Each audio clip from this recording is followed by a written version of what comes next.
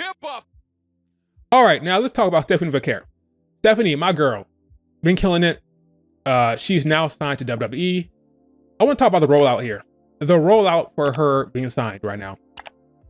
I think her rollout has been pretty substantial.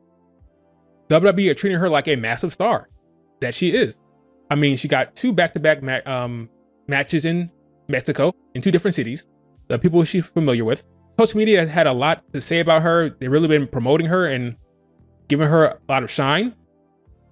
They talked about, let's see these tweets real quick. I have these. The social media team got one of her coming down, strutting her stuff, looking at aura, look at that presence in Mexico City. Got another one showing her interacting with Damian Priest, for crying out loud.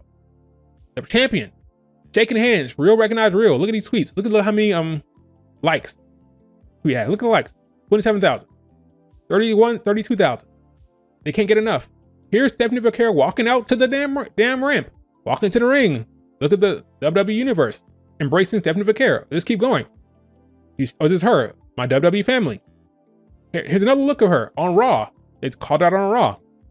I mean, they're going out of their way to let you folks know that this woman is here. She's important. She's relevant. And she's somebody you should be looking out for. Why? Why are they showing her arrival? Why are they going over and beyond? What's up with this? What's up with this rollout? Why her? Well, here's the thing. Stephanie Vaquer is a marketing dream. Why? Well, Stephanie is a Spanish-speaking woman from South America who looks great. She's beautiful, has presence, has aura, and she's great in the ring. Stephanie is ready-made. They're trying to crack into the South American market more. You have somebody who's of that blood, right? She's South American. She's from Chile. She's Chilean. She's from Chile. Spent a lot of time in Mexico. She has lucha libre in her blood. She can talk to the people and she's real. It's not fake. It's not forced. So when it's time to run ads, who are you going to call? You can call Raquel Rodriguez? You can call some Spanish-speaking person from Puerto Rico? No. You call her. And it's believable.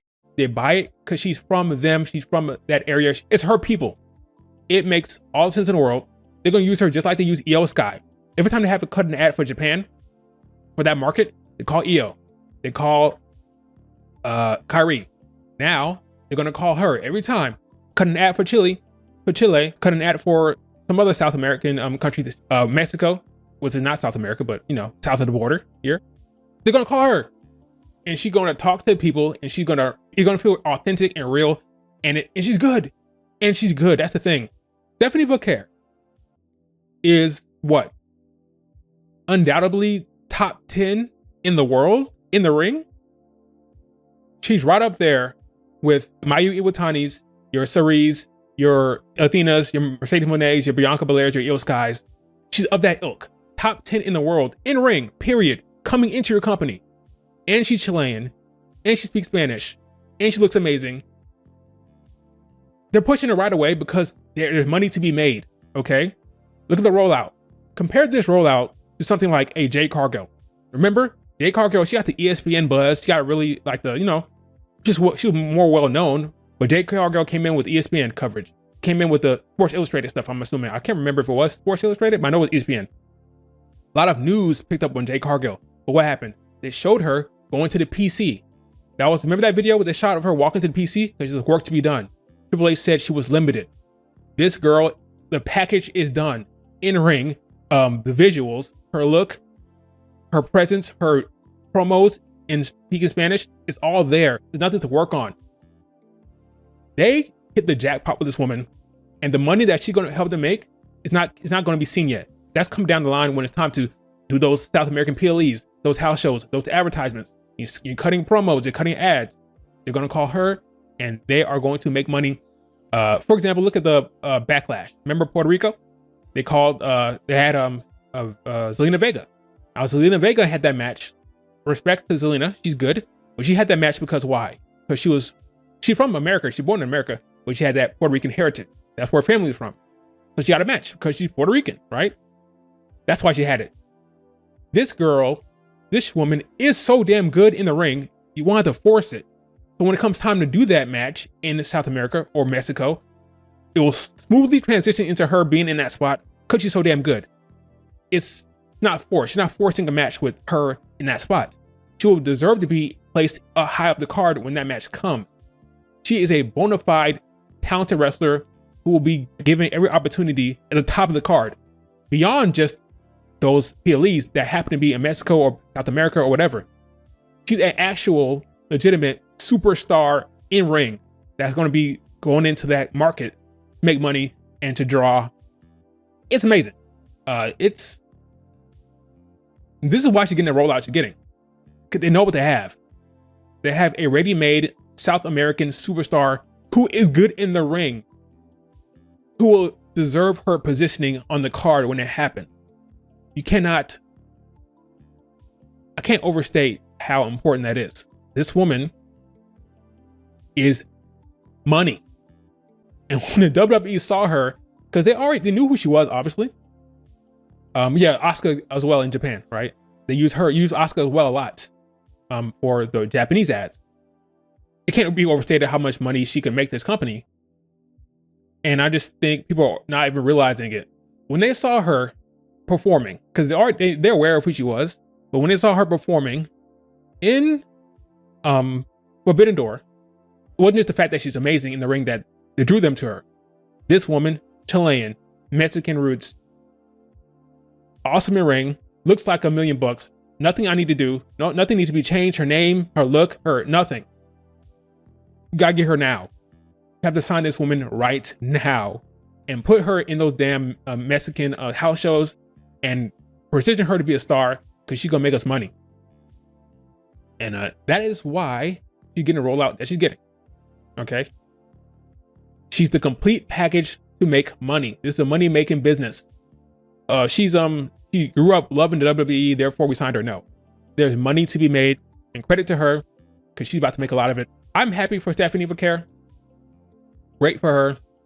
Now let's talk about her. I think she's gonna win gold immediately.